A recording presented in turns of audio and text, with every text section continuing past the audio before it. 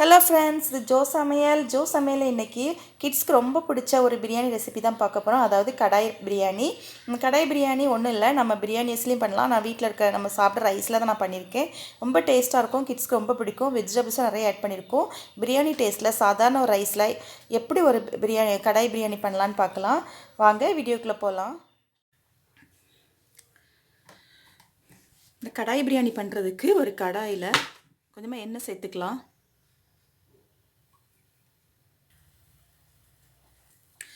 அப்புறம் இதுக்கு நெய் வந்து ஆப்ஷனல் தான்.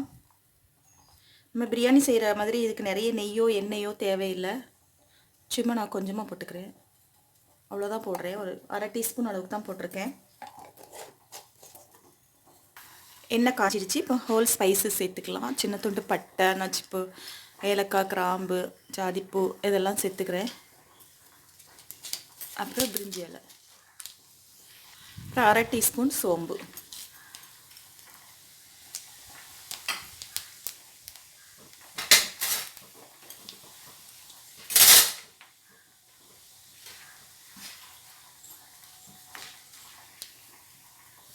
எல்லாம் பொரிஞ்சதுக்கப்புறம் வெங்காயம், ஒரு பச்சை மிளகாய் சேர்த்து நல்லா வதக்கிக்கலாம். நம்ம பிரியாணி பண்ணுற மாதிரி இது வந்து அப்படிதான். பிரியாணி அரிசி அதெல்லாம் தேவையில்லை. நான் வந்து நம்ம சாப்பாட்டுக்கு என்ன ரைஸ் பண்ணோமோ அதில் தான் பண்ணியிருக்கேன். பட் நல்லா டேஸ்ட்டாக இருந்துச்சு. அப்புறம் ஒரு டீஸ்பூன் அளவுக்கு இஞ்சி பூண்டு பேஸ்ட்டு. கிட்ஸ்க்கு வந்து ரொம்ப பிடிக்கும். நம்ம வீட்டில் ரைஸ் பண்ணிவிட்டு கிட்ஸ் அன்றைக்கி ஏதாவது அவங்களுக்கு பிடிக்காத குழம்பு இருந்துச்சுன்னா இந்த மாதிரி ஒரு பிரியாணி டக்குன்னு வெஜிடபிள்ஸ் நிறையா சேர்த்த மாதிரி இருக்கும். இந்த மாதிரி பண்ணி கொடுத்துடலாம். அவங்க பிரியாணி அப்படின்னு சாப்பிடுவாங்க. அந்த ஃப்ளேவர் நல்லா இருக்கும். இஞ்சி பூண்டு நல்லா வதங்கட்டும். கடாயிலே பண்ணிடலாம். இது இஞ்சி பூண்டு வதங்கினதுக்கப்புறம் ஒரு மீடியம் சைஸ் தக்காளி ஒன்று,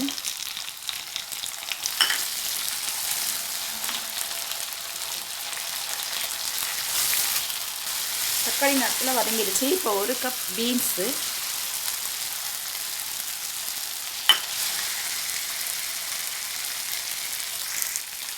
ஒரு கப் கேரட், அப்புறம் ஒரு அரை கப் உருளைக்கிழங்கு, அதாவது ஒரு பெரிய உருளைக்கிழங்கு ஒன்று எடுத்துருக்கேன். எல்லாம் சேர்த்து நல்லா வதக்கிக்கலாம். பிரியாணி மெத்தடு பிரியாணின்னு சொல்ல முடியாது, நல்லா ஒரு ஃப்ளேவராக இருக்கும். நம்ம சாதம் மத்தியானம் வைக்கிற சாதத்திலே பண்ணிக்கலாம், பிரியாணி வச்சுலேயும் பண்ணிக்கலாம். ரொம்ப நல்லாயிருக்கும். பட் இந்த சாதமும் நல்லா தான் இருக்கும். அப்புறம் வேக வச்ச பச்சை பட்டாணி ஒரு கப்பு, அதுவும் சேர்த்துக்கலாம். இப்போ இந்த காய் வதங்குறதுக்கு காய்க்கு தேவையான உப்பு நல்லா மூடி போட்டு வேக வச்சிடலாம். இப்போ இது கூட தயிர் சேர்த்துக்கலாம். காய் வேகிற மட்டும் தான் டைம் ஆகும், மற்றபடி இது வந்து டக்குன்னு முடிஞ்சிடும். காயை கூட குக்கரில் வேக வச்சுட்டு எல்லாத்தையும் இந்த மாதிரி சேர்த்தா கூட உடனே முடிஞ்சிடும். 5 மினிட்ஸில் இந்த பிரியாணி ரெடி ஆகிடும். அப்புறம் லெமன் ஜூஸ்,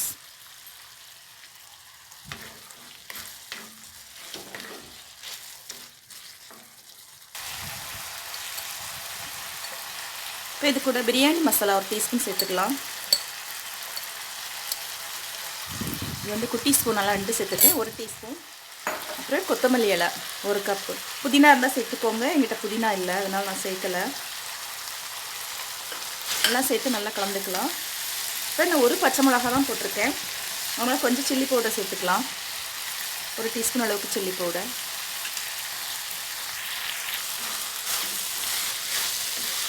நல்லா ட்ரையாக வதக்கிக்கணும். அப்போ தான் நம்ம ரைஸ் வந்து குக் பண்ண ரைஸ் தான், ரைஸ் போட்டு கிளற தான் போகிறோம்.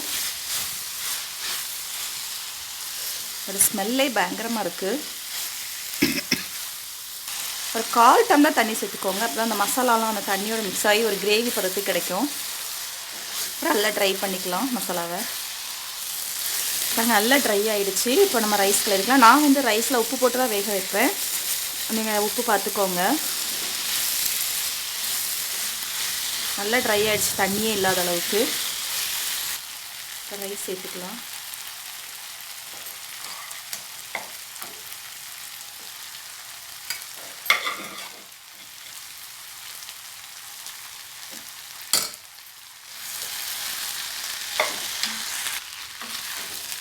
நான் வந்து மஞ்சள் பொடியெல்லாம் போடலை, அப்படியே அந்த பிரியாணி மசாலாவோட அந்த கலர்லேயே தான் இருக்குது.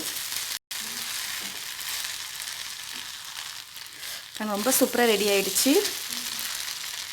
பிரியாணி அரிசி கூட இந்த மாதிரி குக் பண்ணி போட்டுக்கலாம். இல்லைன்னா நம்ம சாப்பாடு ரைஸையே எடுத்துகிட்டு காயை மட்டும் குக்கரில் வேக வச்சுட்டு 5 நிமிஷத்தில் இந்த பிரியாணி முடிச்சிடலாம். நல்லா டேஸ்ட்டாக இருக்கும்.